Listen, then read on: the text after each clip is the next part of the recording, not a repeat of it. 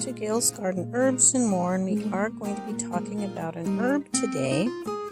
And the herb that we're going to be talking about is marshmallow. No, it's not those little white marshmallows that you put on top of your yams on Thanksgiving. Although many, many years ago, that's how they made the original marshmallow, was from this plant. But it is not used anymore. These I've been harvesting pretty regular, so it's kind of hard to tell to get. I have a picture where I'm holding some with the flowers. Well, here's some of the flowers. Kind of pretty, huh? These leaves, I love to just feel them. They are not, when you think fuzzy, they're not exactly fuzzy like a peach. This is a soft, downy fuzzy. I love to just feel them. They just feel good. They feel good on your tummy too because they have what's called mucilage. And this marshmallow is known to be really good on your tummy, like if you have an ulcer or something, or just tummy problems. It's very soothing to the stomach, much like slippery elm or something like that. This is the first herb that I did in my Medica Media. The Medica Media is the book that you have that you do your monographs of your various herbs and stuff. I have briefly showed that to you a long time ago. Let's go in. I want to show you that again in just a second here. Here's another look. They would be a lot taller, but like I said, I have been harvesting them. Matter of fact, I've got tea making right now. Isn't that pretty, those delicate little flowers? I think they're really pretty. I have a tea. I have a little book where all these teas that I've invented. It's a little notebook. So this is a new one I added this morning where I used marshmallow leaves and flowers, chamomile, and cinnamon basil. No, not regular basil, but cinnamon basil. It has a cinnamon flavor to it. See, I think that's all I used in it. And boy, it was good. It's not a dark tea. It almost looks like water. Hold on. Had to get after my Chihuahua Tinker. She left the yard. I don't like her leaving the yard. I'm afraid a big dog will get her. I lost my very first Chihuahua that way. A big dog just... I don't even want to talk about that. Okay, let's go in and we'll look at the Medica Media. What I was going to tell you is marshmallow, when I took this class, and they were teaching how to put together a Medica Media. The first plant that I did in my Medica Media was marshmallow. Reggie went in. I came out to shut the gate because I was leaving, but I told him, you can stay in there. I used to not let him in there. I had the back fence up in here too, but I want him in here now. I took that back fence down so he can get out because I want the squirrels to have the cat's scent in there, so maybe they will be discouraged from coming back around here because they haven't ever seemed to bother, knock on wood, the rest of my garden, but this area is where the squirrels get. So yeah, go ahead, Reggie, do some hunting. Good boy. Are you puppies ready to go back in where it's cool? Say it's hot out here, Mommy. Say it's hot out here. Yeah, Emmy's having a hard time. Hard time walking. Mommy, pick you up. Yep. I don't think I called that right out there. I don't know what I was thinking. This is my Materia Medica journal. And it has a little thing. I have stuff that I keep in here. I thought I would just go ahead and show it to you. I was trying to remember the different families, and to help myself remember, I was making little like flashcards that talk about what the pea family has, what to look for, and then I've got like pictures on this side, and this helps me remember that. And then the parsley or carrot family. I have notes about that and pictures of some of them. I mean, each of the different families, I have pictures and, different things. That's what I've got in there. I'll put those back. But now I've moved things around in my Materia Medica. I have a dedication page, so if something happens to me, this is something for my kids to read. And then I also have a plant identification key in here that it is really helpful. It tells different types of leaf shapes and leaf bases and tips and all kinds of stuff like that. And then I have to change my table of contents all the time because I'm always adding more. I really don't have that many. Okay, so marshmallow was the first one, my little tab. I need to get more of these little things. I've got more in here, but I ran out of these pages. So I need to get more someday. So this was the very first one that I did.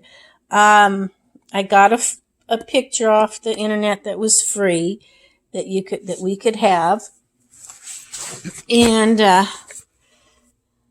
I wrote all this information. And what you do is you put the botanical name and then the common name. Like the botanical name is Althea officinalis, but the common name, we know that by, is marshmallow root, and it's in the mallow family. And then you put the TCM name, that's the traditional Chinese medicine. And, there's just different things. Geographic distribution, botanical distribution, harvesting guidelines, notes. There was a drawing that I did not do. Now, I like to do the drawings myself. I got this one from someone else. But if you draw it out yourself the best you can, it really makes you study the plant and you get more familiar with it. And I learned that as I went along, too. If I do it myself, it's much better. Then there was more notes on it. All this is different notes. Doses, how much of a tincture to take, how often, or if it's an water extract, how you do that. And little notes like mucilage may inhibit absorption of drugs taken simultaneously, like if you're on some sort of a drug from the doctor. So that's something to be careful about. It does better with a cold water infusion, not the hot water, because the cold water will keep your mucilage intact. But, yeah, that was my first one. So, let's look a little bit about what marshmallow can do for you. I put on the description of it, it was several feet in height. Can get to several feet. Like I said, mine would be taller, but I've been cutting on it. Matter of fact, there's some marshmallow leaf and flower right there. All I need to do is get my little sealer and seal my jar up.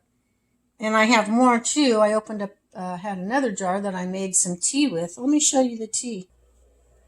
Okay, it's very, very light tea, and I'm making more of it. Okay, this is my French press, and I've got marshmallow, like I said out there, chamomile and cinnamon. Has to be cinnamon basil. So I'm making more of it, and I can't do this with one hand, but I pull this up and down and shake it a little. It's just slightly warm. It's not hot. It's not really cold, but it's not hot.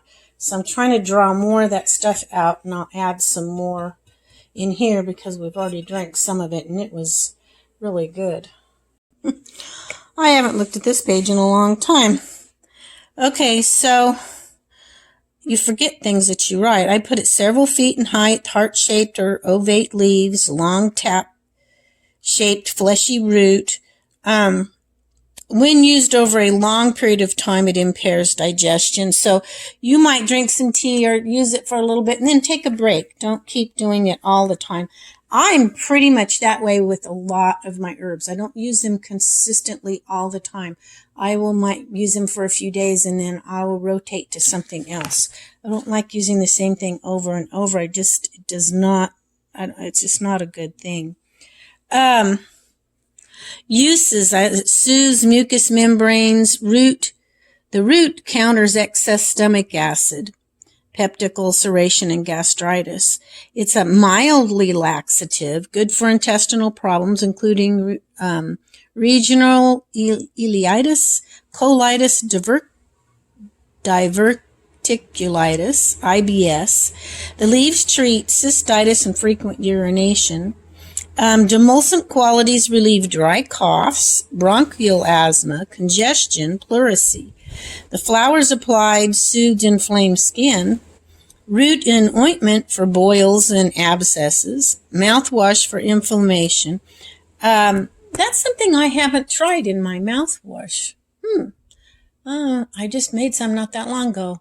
Too bad. Maybe next time I'll remember to try some of that. Peeled root, good for babies' teething. So a peeled root would be good for them to teeth on. I don't have any babies, but you might. It's a demulcent, soothing to mucous membranes. The root counters excess stomach acid, and we talked about all that. Then I've got some different note references where I got some of my information, different magazines and Encyclopedia of Herbal Medicine and Herbarium, theherbalacademy.com. That was the Herbal Academy was the school that I was taking the class from. Okay, and then I put notes back here, a lot of what I'd already said. So basically that's it. Now on others I've added more stuff. This one was this was just my basic learning one that I learned on. So I've changed up on different ones, but that's a little bit about what your Materia Medica is, and a little bit about marshmallow. Now you can use the marshmallow leaf, the flower, and the root. A lot of people use the root. I have a little bit of root in there in my herbal stock in there. It's just mainly I use the leaf and flower. This is my first year of growing it. I had bought some before. Let me show you that and the difference. Okay, right here is the marshmallow leaf that I bought from Mountain Rose. 117, gosh, was it that long ago? That's getting pretty old. There's probably not a lot of potency left in it. And I may put a little bit of this in my goat's feed because it does help to increase milk. Gives them something a little extra. And now mine, if you notice, I package mine the whole flowers and big pieces of the leaf, and then when I get ready to make a tea, I'll try to crumble the leaves up a little bit. But in storage, I like to keep as much of the leaf intact as possible. That way you don't lose as much of the good benefits quite as quickly. Also, I didn't have this jar sealed all that time. I am starting to seal. If I put them in a mason jar where I have a lid, I can seal them. So some containers I can't seal them because they're not with the type of lid that with my little machine where I can seal it. So, but that's the difference. And that's a little bit about marshmallow, the marshmallow plant. I hope you all enjoyed and got something out of this, and you've seen a little bit about what my Materia Medica is. And we will catch you all later. Give me a thumbs up. Subscribe if you haven't. Please leave a comment. That helps to get my videos pushed out there more. When YouTube sees the thumbs up in the comments, then they push it out a little bit more for more people to see. Bye-bye now, and y'all have a great day.